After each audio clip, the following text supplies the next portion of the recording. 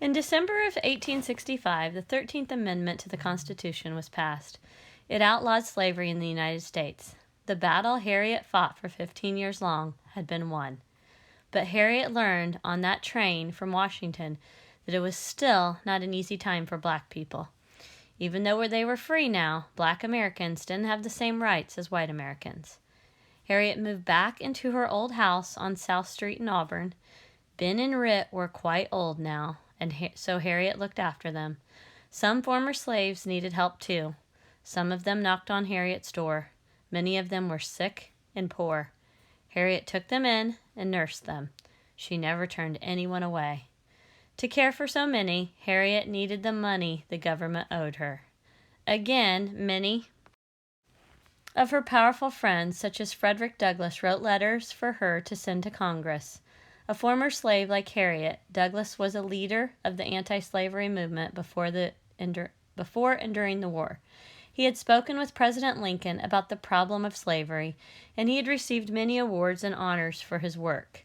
In a letter to Harriet, which was sent on to the government, Douglass said, "Most that I have done and suffered in the service of our cause has been in public, and I have received much encouragement at every step of the way.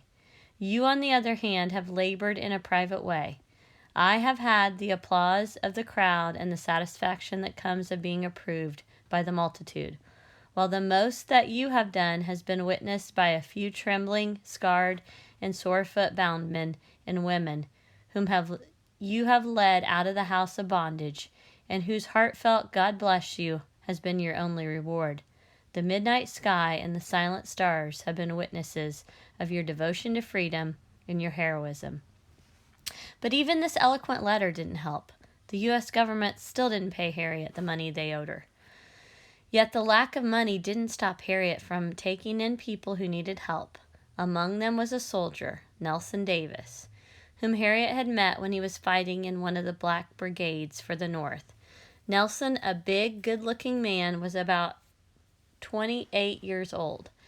But he was sick with tuberculosis, and he needed a place to stay. Though Rit grumbled about another mouth to feed, Harriet took Nelson in. At last, Harriet received money from an unexpected source. Sarah Bradford, a white woman, learned of Harriet's financial need and came up with an idea. She visited Auburn and listened to Harriet's stories for hours. In 1869, she published Harriet's biography, Scenes in the Life of Harriet Tubman. All the money that the book earned, $1,200, went to Harriet. Finally, Harriet had some money. She was sorry it came too late to make Ben and Rit's last years more comfortable. They were dead by then, but both of them had lived to be well over 90 years old. The same year Mrs. Bradford's book was published, in 1869, Harriet married Nelson Davis. He was about 20 years younger than Harriet. Under her care, he had gotten stronger. He was able to work as a brickmaker to help Harriet support her big family. Eventually, the money from Mrs. Bradford's book ran out, but Harriet had many more stories to tell. So Sarah Bradford wrote another book, Harriet Tubman, the Moses of her people. Harriet hoped that the money from this second book would make a dream of hers come true. She wanted to found a home and hospital for people like the ones who came knocking on her door. Once again, Harriet tried to save her money. To provide for her household, she raised vegetables on her land. She peddled them from door to door, but she didn't just come with vegetables. She came with stories. At each house, she was invited inside. Around the kitchen tables of Auburn, she sipped her favorite drink, hot tea with butter, while she told amazing tales of her days on the Underground Railroad. In 1888, Nelson Davis died. Harriet received a pension of $8 a month as a widow of a soldier who had fought in the war. Later, her pension was increased to $20 a month, but her claim for the $1,800 from the government was never settled. To earn extra money, Harriet still gave a lecture from time to time. She was frequently invited to speak by people who were trying to get the vote for women. Harriet was a good example of why women deserved equal rights with men. How many men had done the things that she'd done? At one meeting, she spoke on the same platform as famous women's rights workers Susan B. Anthony and Elizabeth Cady Stanton. At the end of their speeches, it was Harriet's turn, but Harriet had lapsed into one of her sleeping spells. Susan Anthony gently woke her and led Harriet to the speaker's platform. "Ladies," she said, "I'm glad to present you with Harriet Tubman, conductor of the Underground Railroad." Harriet looked out at the audience. "Yes, ladies," she began, "I was the conductor of the Underground Railroad for 8 years, and I can say what most conductors can't say. I never ran my train off the track, and I never lost a passenger." One day, Harriet heard that the 25 acres across from her house were being sold at auction. The property had 2 houses on it. They would be perfect for a home and a hospital that she had in mind. And the 20 acres was enough land for a small farm that could support the home. With the little money she'd earned on the lecture platform and from her book money, Harriet set out for the auction. She knew she didn't have enough money to afford the property, but Harriet had never stopped expecting miracles to happen. When she came home from the auction, Harriet had a deed in her hand. A bank had loaned her the extra money she needed. Now it looked as if her dream for a home would come true. Harriet moved her family into one of the 2 houses on the property and managed to scrape enough money together each month to pay the mortgage. As the 1800s came to a close, the house became kind of a shrine. Harriet herself was a legend. People read about her in Sarah Bradford's books. They wanted to meet her, to shake hands with this remarkable woman. People traveled great distances to see where the famous Harriet Tubman lived. She had interesting visitors from all over the world. Harriet received many letters thanking her for the work she'd done. The mail carrier often read the letters aloud to her since she had never learned to read. One day, an unusual package came for Harriet. The mail carrier told her it was from England. When she opened the package, she found 2 small boxes and a letter. The letter was signed Victoria Regina. Harriet protested that she didn't know anyone with that name, Victoria Regina. The mail carrier explained that meant Queen Victoria. Harriet had received a letter from the Queen of England. When Queen Victoria read about Harriet's life, she wrote to congratulate Harriet on what she'd done to help her people. The Queen also invited her to London for her birthday celebration. In one of the boxes, Queen Victoria had sent Harriet a black silk shawl. In the other, Harriet found a medal engraved with a picture of the Queen and her family. It was a Diamond Jubilee medal, celebrating 60 years of Victoria's reign. But even the letters from the Queen of England could not ease Harriet's worries about money. At the age of 82, she was tired of coming up with the mortgage money each month.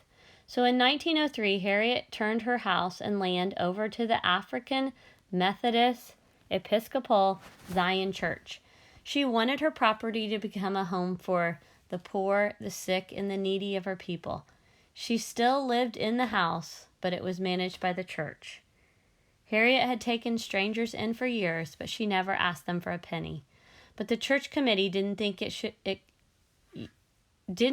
could run a home this way. They began to ask people who wanted to live in the home to pay a fee. When she heard this, Harriet shook her head. "When I gave the home over to Zion Church, what do you suppose they did? Why, they made a rule that nobody could come in without $100. Now I wanted to make a rule that nobody could come in unless they had no money. What's the good of a home if a person who wants to get in has to have money?"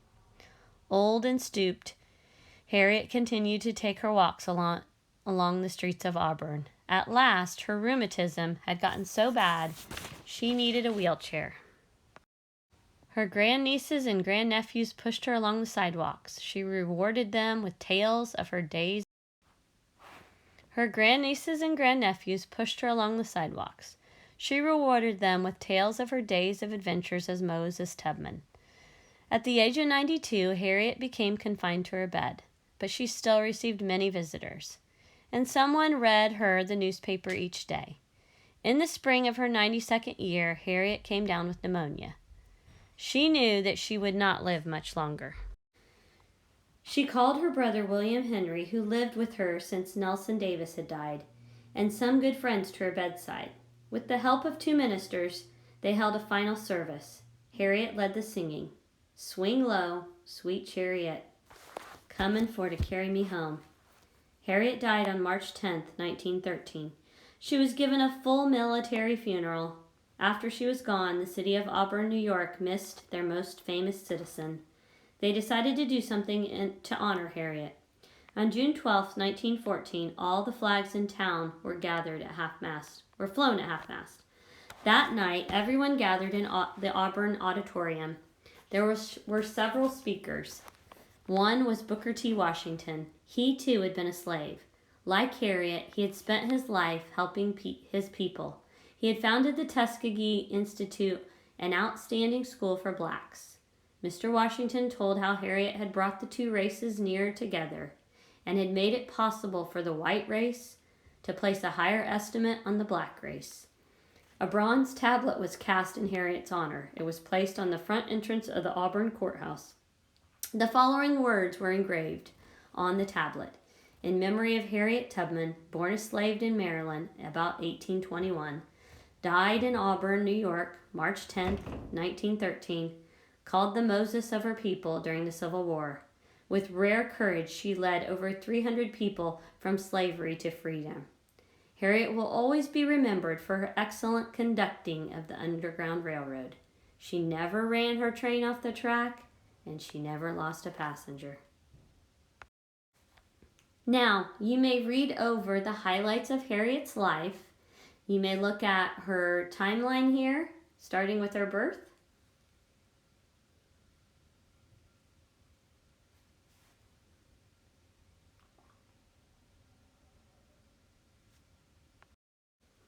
And then here's the end of her timeline, ending with her death in 1913.